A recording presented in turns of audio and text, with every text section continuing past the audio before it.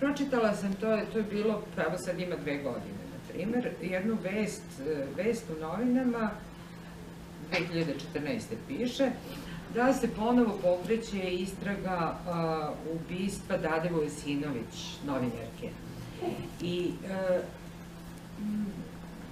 u tom mom jednom starom romanu se Harijeta sa svojim kasnim ljubavnikom, a posle Lešom, sakranjenim u Aleji Zaslužnih, upoznala upravo na jednom uviđaju jednog vrlo sličnog samoubistva i zasede, koje se dogodilo krajem 90-ih, kada smo mi praktično imali na nedeljnoj bazi po jedno ubistvo koje bi se moglo nazvati političkim. Bilo da se tu radilo o obračunima vladajuće garniture, u stvari tu nikad nećemo saznati ko je tu koga i zašto, ali je činjenica da je groblje zaslužnih građana primilo u svoje odaje više od tih žrtava, tih političkih ubistava. Pa nam se sad recimo tako da dešava da, ako se sećate onog, bio ministar policije valjda, Badža, koji je takođe sahranjen na tom groblju, da uz sve najveće počasti, da danas sud donosi presudu posthumnu da je on bio jedan od najvećih švercera cigareta u to vreme. Nikom ne pada na pamet da ga vadi od dana. Da, trebalo bi reviziju. Da ga napravim, ja bi to možda malo prevarala, da me neko pita. A ono niko ne pita, ali zato ja napišem, da ne bude da nisam rekla. U tom smislu postoje neki zločini koji su ostali nerešeni, a koji nisu međusobni obračuni, tadašnje vladajuće garniture, za koje mislim da bi trebalo rešiti. Ubistvo Ćuruvije, koje je sada trenutno opet puni novine, to što se desilo sa Dadom, ali moj prvi utisak kada sam to pročitala je bio opet će da bude pojava Vuk Magarca, jer poslednjih 10 godina se taj slučaj sigurno 4-5 puta otvarao i 3 dana punio novine, zatvarao i pojela maca.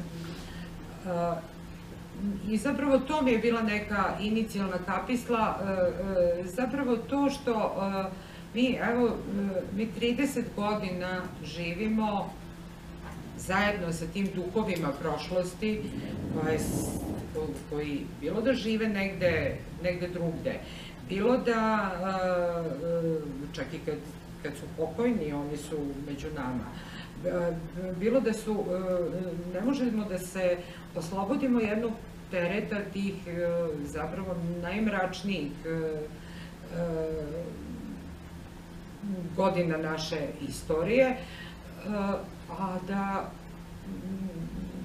i da krenemo nekim drugim putem, trećim putem. Sve se stalno vrti u krug. Pa evo sad kad se Karić vratio, onda su me zavitlavali da će sada mi dođe i cvećarka i da se mi ponovo vraćao. Po mišljenju kritičara Đorđe Bajića, Jolke Palke je jedan od najboljih romana u serijalu, možda čak i najbolji, svež i razigran, pun životnih sokova. Naravno, ima tu gorčine, ali one stoičke, dozirane sa tek 2-3 prstohvata razjedajućeg cinizma. Nije ovo samo humoristički ni kriminalistički roman.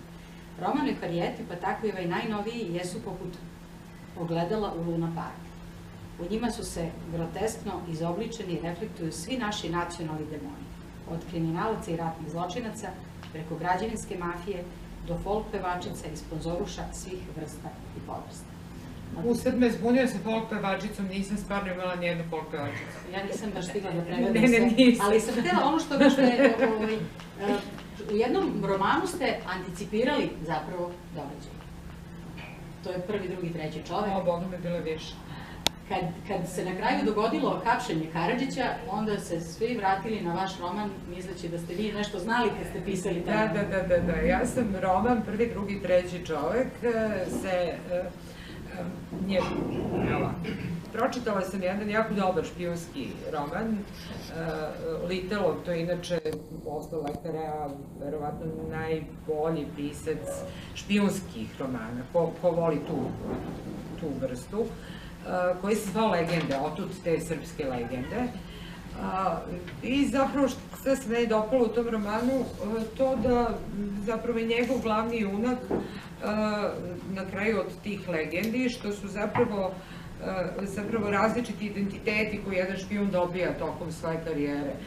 Neki put mora da živi u jednoj legendi po 5 godina, recimo da je profesor istorije, na primer, sad s poreklom iz Južne Srbije, pa onda sledećih 8 godina treba da živi kao poštar u penziji ili tako, ali i da na kraju taj njegov špijun oboli od nekakve šizofrenije, više ne zna u kojoj legendi. I meni se to dopalo, onda sam napisala, htjela da napišem parodiju na takav roman, gde imamo jednog našeg špijuna koji zapravo radi za Ruse, Amerikance i za našu službu u isto vreme. A čitaoci su u to vreme tražili novu Harijetu. I hoće novi roman sa Harijetom, i nova Harijeta, i nova Harijeta. I onda sam mi rekla, idite dođevala, i smestila sam i Harijetu u taj roman, ali ona onako samo prolazi, kao Hitchcock kroz svoje filmove, i nema pojma šta se dešava. Oko nje se čuda ta špijunska dešavaju, čak i oni nju primećuju, ali ona zapravo nije u romanu do poslednje scene. I u tom romanu, dakle, uz pomoć naše službe, Rusi, Amerikanci,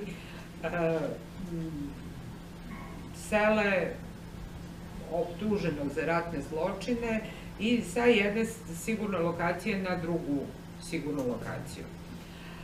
Taj ratni zločinac, dr. Švarc, odnosno optuženik, radi kao psihijatar u policijskoj ambulanti u Durmitorskoj ulici i drži bračno savetovalište.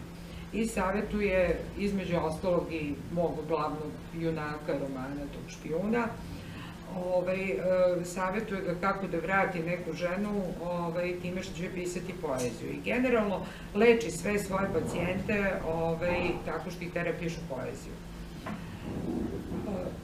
Ja sam to napisala, to je objavljeno, bilo onako simpatično, nema veze, prođe jednu godinu dana, krenem ja u Podgoricu na promociju. Stignem ja uveč tamo avionom, neko me zove, kaže, bravo, opet si pogodila. Šta sam sad pogodila? Nemam pojma. Nešto me gledali Crnogorci uveče na toj promociji, sutra me voze za Tivak na promociju i počinju da zvone telefone. Uhapsili Karadžića.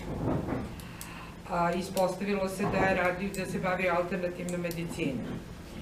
Mene zovu, svi mogući tabloidi, tad su bili još u začetku, mislim, nije to bilo kao sada, pa me zovu, ne znam, iz časopisa Alo, da me pitaju da li sam ja znala, porekao ljudi, šta mi je, kako se mogla tako nešto da zna.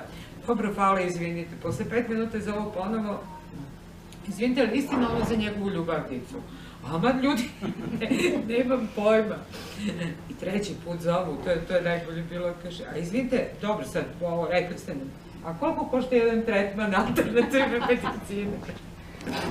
I to je ludilo, trajalo potpuno danima oko toga, to su neke strane televizije, sajtovi po svetu, ali ja ni luk jela, ni luk mirisala, mislim, zaista bilo jako smešno, da bi moj izdavač dohvatio i odštampao novo izdanje knjige i napunio sve knjižare.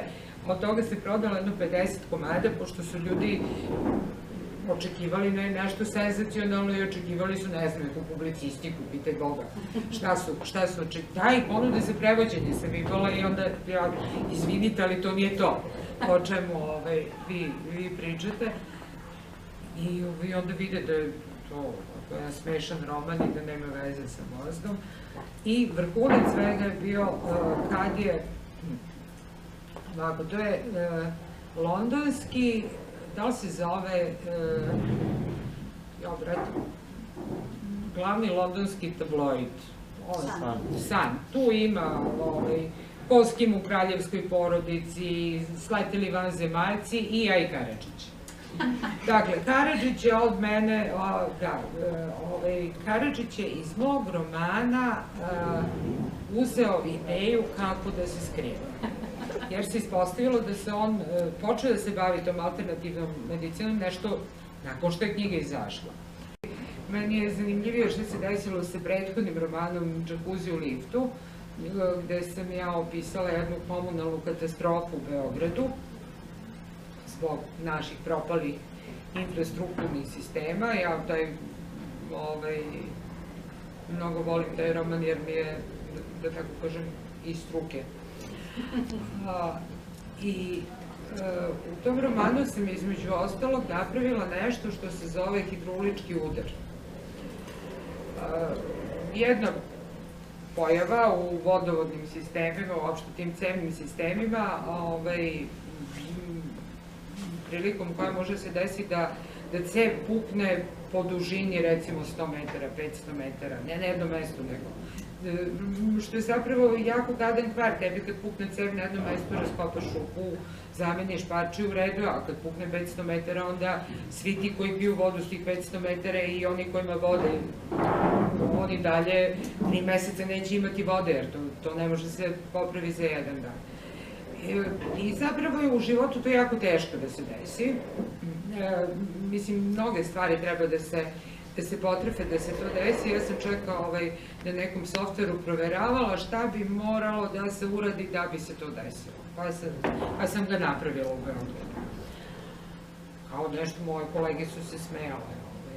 Kao dobro si to uradila, bio naporan istraživački posao. Da bi 2 meseca posle toga u Novom Sadu se to desilo na toplovodu. Na toplovodu, koji je pod mnogo manjim pritiskom. Znači, još teže da se to desi. Kako im je uspelo, nikad nisam saznala. Tako da ima tu nečega. Može da se desi, da se gospođe vrati. Da. Ono što je u romanu sam ja sa posebnom pažnjom pratila jeste odnos između roditelja i deteta u više ravnih posmatranja, u više situacija. Harjeta i Konita, njena majka, pa Žile i njegova majka, pa Maki i njegova majka, pa čak drugarica Harjetina, Olga sa njenom... Kao majka i baka i tako dalje. To su različiti tipovi praktično roditeljsko-potomačkih odnosa, ali su prisutni, to je kod nas ipak prilično izraženo u našem društvu. Eto, mi smo i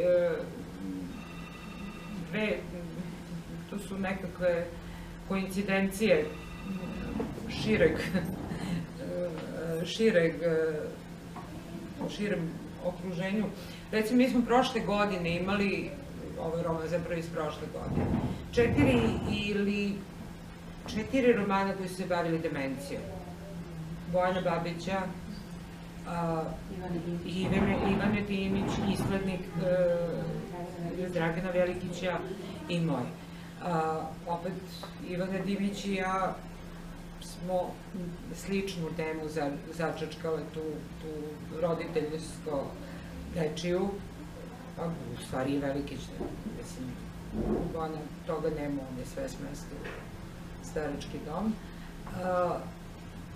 Ja mislim da je interesovanje za te teme zapravo generacijsko, osim ovog mlađeg čoveka koji još nije stigao u dom.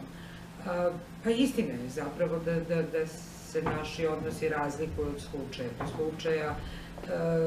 Ne bih baš rekla da roditelji uvek dobiju ono što su zaslužili, ali ima i obrnute situacije da roditelji umeju da budu krivi za ono da dobiju više nego što su zaslužili od svoje dece. Mada kroz sve te teške situacije koje su evidentne i u ovom romanu i u drugim, ta neka kroz tu prizmu humora kroz koju vi sve to provlačite, to nekako biva lakše. Lakše je to sad shvatiti kako, mada Harijeta nema pojma kako će platiti dom majci, ali računaš da će to nekako ipak Zato što u romanu nekako će da se desi. Da, u romanu će nekako da se desi. Vi kažete u jednom intervju, prednost pisaca, fikcije nad političarima, istoričarima, sociolozima, novinarima je u tome što je njihov posao da lažu. Sve što ne znaš, a ja u sadašnjem životu inspirativne porodice, koja se upravo u ovom romanu pominje, znam tek toliko koliko se može saznati iz šturih i počesto senzacionalističkih tekstova sa interneta, kojima nije mnogo verovati, lepo uzmeš i izmisliš po svom nahođenju.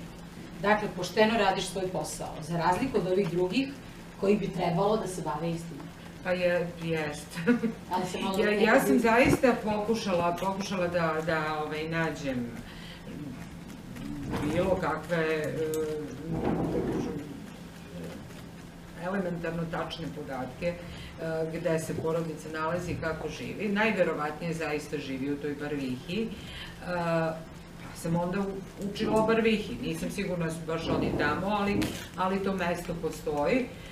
To je mesto na 30 kilometara od Moskve, na reci Moskvi, koje još u 19. veku su razni pisci tu imali dače. Posle, to je bio taj dvorac u kome je sad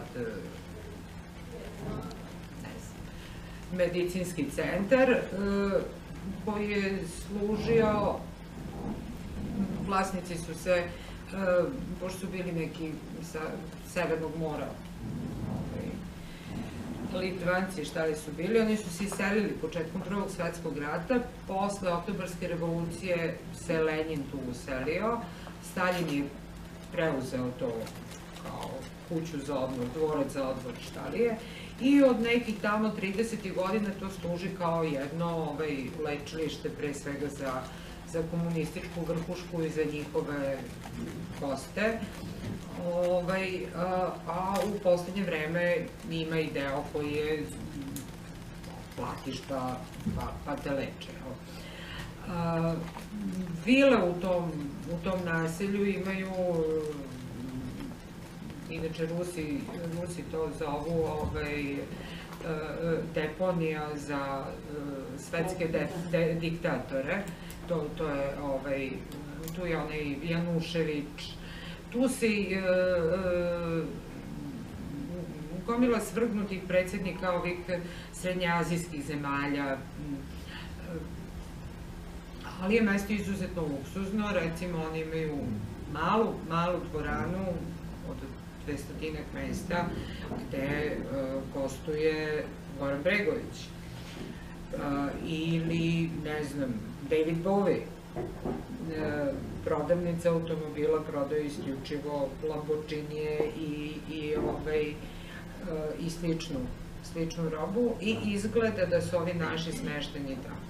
Eto, to mogu da kažem da izgleda da je tako. Da li je to istina, ne znam, nešto sam uspela pročitam o tom lečilištu, da vidim fotografije nekih kuća i da ostalo sam izmislila, naravno. Pa i mene ste naterali da tražim na Google slike, da vidim kako to izgleda. I to što, recimo, Street View prolazi samo kroz jednu uličicu, s koje se ništa ne vidi, takođe je zanimljivo. Jako zanimljivo. Ali ima još jedan zanimljiv podatak. Da li se neko ovde seća američke serije Deca sa Beverly Hillsa, ali se tako nekako zvala. Na ruskoj televiziji već 10 godina ide serija koja je na identičan način napravljena, zove se recimo Deca Barvihije, i tu obesni klinci voze voze sportske automobile, posećuju klubove, piju, čak su oni iz one američke serije, ona Dečulija prilično naivna i nevina u odnosu na ovo što prikazuje ta ruska serija. Žao mi što, mislim, nema prevoda, nema, ali čak ja mislim da je i za tamošnje prilike to prilično zloglašeno mesto. Raspojasano i previše bogataša, previše novca i mnogo telokranitelja.